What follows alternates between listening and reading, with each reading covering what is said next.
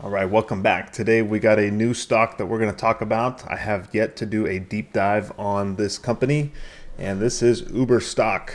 So we all know Uber. I'm sure we've used it, and I'm sure most of us have used it at least within the last 6 months or a year.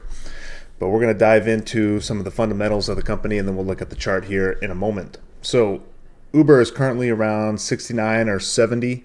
I believe it's at 72 today, and its market cap is $144 billion, which to me is pretty small compared to a lot of these big tech company names. So obviously Uber, they're a big name. Everyone knows of it, so they have a lot of branding power. But when you compare it to a size of a Google that is, over $3 trillion, Uber seems tiny in the scope of the business world. But it is a $144 billion company, which I see a high probability and potential for a double in this name within 3 to 5 years. Because to go from 144 to 300 billion is not that big of a move. Nvidia can move $300 billion in a day, no problem. Its valuation, its current forward PE is somewhere between 14 and 21, depending on what year you're looking at. But it is not a super expensive name right now. Its valuation is relatively cheap based on how much revenue that they bring in. The problem with Uber is the money that they bring in, they have to pay out a lot of that to the drivers. But they also don't own any assets, which is a good thing. It's an asset-light business. It's the drivers themselves that own and operate the vehicles, so they don't have that overhead. But if they charge $50 for a ride, they probably got to pay the driver $40 or so, and they're keeping that $10. So it's not the most profitable business in the world, but as you'll see here, their gross margin and their profitability has really taken off over the last 5 years or so, and it's getting better and better each year. So they did announce their earnings recently, and for the last quarter, they reported $14 billion for the quarter. So they're going to bring in between $50 and $60 billion a year, which is pretty good for a company that is only $144 billion market cap. So to me, that's a pretty decent valuation.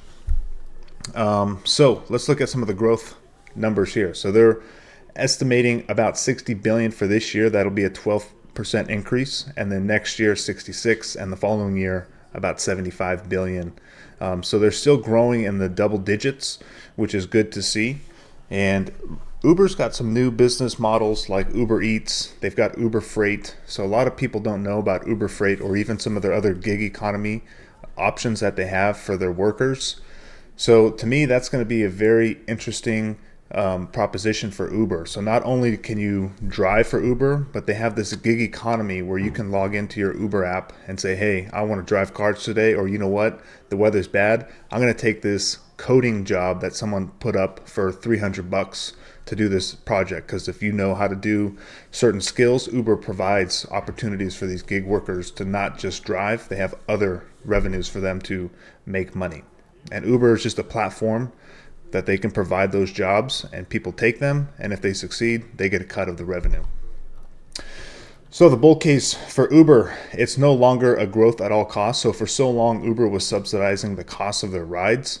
Now that they've got everybody on their platform, they've won the ride-sharing business. They're much more used than Lyft.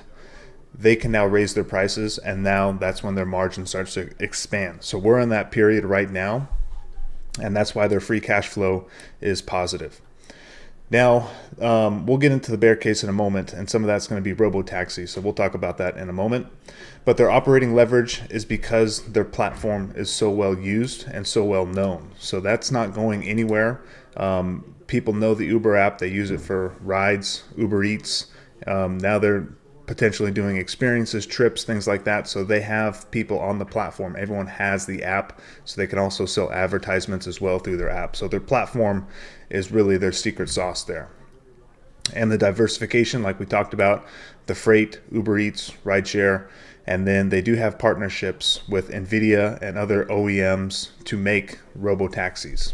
So we'll see when those roll out. Those are going to start this year. They're going to have their own autonomous vehicles, I believe, with Lucid, and Nvidia is also going to help them launch their robo-taxi product.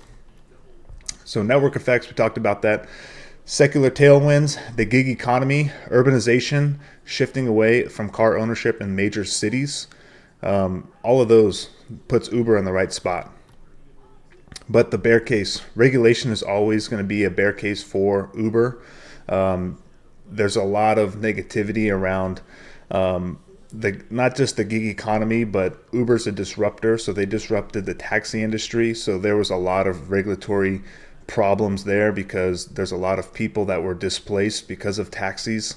And there's a whole industry there. There's a whole, I guess you could call it, there was like basically a union, a taxis union that fought hard against Uber. And with robo-taxis, we maybe see something similar. So we'll have to wait and see there. But robo-taxi, you're also at the mercy of the regulator to allow you into your city, into your state, into your country. So we're just one robo-taxi accident away from things being slowed down. So that's always going to be a risk. And competition, you've got Lyft, and the hot competition right now is going to be Waymo and Tesla robo-taxi. So these are going to be cheaper products, and right now their availability is limited to certain areas, but as that starts to expand, Uber also needs to become a player in that as well, and that's why they have partnerships with NVIDIA and with some OEM car manufacturers so they can have their own vehicles. But they have the platform. That's the secret sauce. If you're in San Francisco and you need to get from point A to point B, my vision and Uber's vision is you'll go to the Uber app and you'll be able to take, do you want a driver to drive you or do you want a robo-taxi to take you from A to B? Depending on the price point and the availability, you should be able to see all that on the Uber app.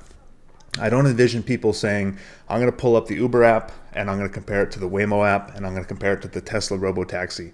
I think those will converge onto one app, and everyone already has the Uber app, so I expect that to eventually be bundled there. And that would make sense for all parties. Margin sensitivity is also part of the bear case. So if they have to pay their drivers more, if insurance prices go up, things like that, that's going to eat into their margin. Economy slows, obviously people are going to travel less. They may use Uber less as well. All right, technicals, we'll talk about that later. But overall, Uber is not just a concept stock. It's a cash generating business. And it's not screaming cheap right now, but it's also not super expensive because they do have 10% plus growth. But this is I wouldn't say highly volatile, but it is going to have high risk, high reward for this kind of name. So looking at the chart here, Uber is down 30% almost from its recent high of $100. Obviously, the last couple of years, it's been on a rip from 22 up to 102. And the earnings have been really, really good. So just in 2023, they were making $8.5 billion, and this last quarter they got up to $14 billion. So they almost doubled their earnings in a couple of years, which is phenomenal. But this negativity that we have here on the stock is, to me, this is all robo-taxi fear. Uber doesn't have a robo-taxi product, and we're seeing Waymos and the hype with Tesla robo-taxi. We don't see anything with Uber just yet. So I expect once Uber gets some autonomous vehicles out there, we're going to see some hype come back in, and people are going to see this name, say, wow, Waymo has to pay a lot for their cars. Uber won't have to pay a lot for their vehicles. It's going to be driver owned, and they're already a positive cash flow generating machine, and they have the eyeballs, they have people on their platform. But technically, this does not look so hot. But we've dropped before on this VWAP. This is a VWAP since May of 2023.